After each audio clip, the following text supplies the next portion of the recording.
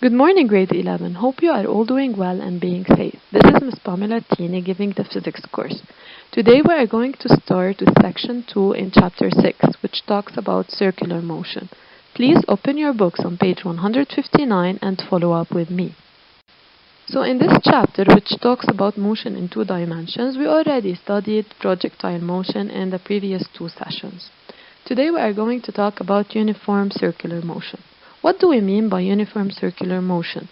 Uniform circular motion is the movement of an object at a constant speed around a circle with a fixed radius. So the speed must be constant, not changing. The object must be moving in a circle that has a fixed radius. As you can see in the figure in front of you, we have many important examples of uniform circular motion. For example, the sun and the planets that rotate around it in a circle, Earth and Moon, so the Moon goes in circles around the Earth, atoms and electrons, circular tracks, circular rides. So these are several examples of uniform circular motion. Position and velocity vectors. So the position of an object in uniform circular motion relative to the center of the circle is given by the position vector r. The length of the position vector remains the same, but its direction changes. So look at the figure in front of you to the right. You can see 2 position vectors, r1 and r2. Their lengths are the same because the length of the position vector doesn't change. It is from the center of the circle to the circumference of the circle, but the direction changes. Velocity vector v is tangent to the circular path at a right angle to the corresponding position vector. So for r1, when the object is at position 1, the velocity vector is tangent to the circle and at right angle to the position vector r1. And when the object is at the second position 2, the velocity vector is also tangent to the circle and at right angle to the position vector at position 2, which is r2. Velocity. Recall that a moving object's average velocity is defined as delta x, which is the displacement, over delta t, which is the time interval. So for an object in circular motion, the velocity is delta r, which is the displacement, the change in positions on the circle, over delta t, which is the time interval. So v is the velocity measured in meters per second, delta r is the displacement during a time interval measured in meters, and delta t is the time interval measured in seconds. Centripetal acceleration. The acceleration of an object in uniform circular motion is called center-seeking or centripetal acceleration. Why? Because the direction of the acceleration always points towards the center of the circle. As you can see in the figure to the right in front of you, the acceleration is always pointing toward the center. So it is called center-seeking or centripetal. And in order to calculate it, we use the equation that you see in front of you. AC, which is the centripetal acceleration measured in meters per second squared, is equal to v squared, which is the velocity measured in meters per second, over r, which is the radius of motion, the radius of the circular path measured in meters. By rearrangement, we can calculate the velocity of the object moving in uniform circular motion, and we can also calculate the radius of the motion if we know the centripetal acceleration of the object. In order to calculate the velocity of the object, we use the first equation, v is equal to radical ac times r, and in order to find the radius of motion, we use the second equation, r is equal to v squared over ac, where ac is the centripetal acceleration measured in meters per second squared, v is the velocity measured in meters per second, and r is the radius of motion measured in meters. Another way to describe the speed of an object moving in a circle is to measure its period, t. What is the period? The period is the time needed for the object to make one complete revolution. So the time the object takes to complete one circle is called the period, t. During this time, the object travels a distance equal to the circumference of the circle. Since the object covers a complete circle during this time, so the distance it covers is equal to the circumference of the circle, which is 2 pi r. So the speed is represented by v equal 2 pi r over t. 2 pi r is the distance that the object covered, and t is the period, which is the time the object took to cover this distance. So if we substitute this equation in the equation of centripetal acceleration that we took in the previous slides, we will get the equation that you see in front of you. AC is equal to 2 pi r over t all of it is squared because it substitutes v squared over r. Then by rearrangement we get the final equation, which is AC is equal to 4 pi squared times r over t squared, where r is the radius of motion measured in meters and t is the period measured in seconds. And this equation is used to find centripetal acceleration, which is measured in meter per second squared. And you must note and be very careful that t here is not time. So if you have time to complete a certain distance, it wouldn't be period. Period is specifically the time it takes the object to complete one revolution or one complete circle. By rearrangement of this equation, if we know the centripetal acceleration of the object, we can find the period and we can find the radius of motion. To find the period, we use the first equation, t is equal to radical 4 pi squared times r over AC.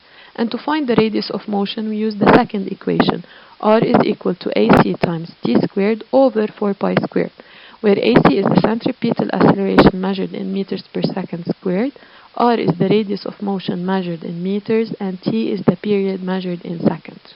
Now we are going to talk about the centripetal force. Because the acceleration of an object moving in a circle is always in the direction of the net force acting on it, there must be a net force toward the center of the circle. So we already know that the acceleration of an object is in the direction of the net force acting on the object. So if the object moving in uniform circular motion has an acceleration that is center-seeking or pointing towards the center, then the net force acting on this object is also center-seeking. Example, sun's gravitational force on Earth is center-seeking, the tension in a string being swung in circles while a mass is attached to it. So these are examples of forces that act on objects that are moving in uniform circular motion. And these forces are pointed toward the center of the circle. When an object moves in a circle, the net force toward the center of the circle is called the centripetal force. So centripetal means that the force is pointing toward the center in the same direction as the acceleration of the object. In the figure in front of you, you can see several examples of the centripetal force acting on objects moving in uniform circular motion. So first, look at the girl that is swinging the ball attached to a string. So there is a force in the string, which is the tension force, pulling towards the center. This force is called the centripetal force, and it acts on the ball. This is why the ball will have a centripetal acceleration.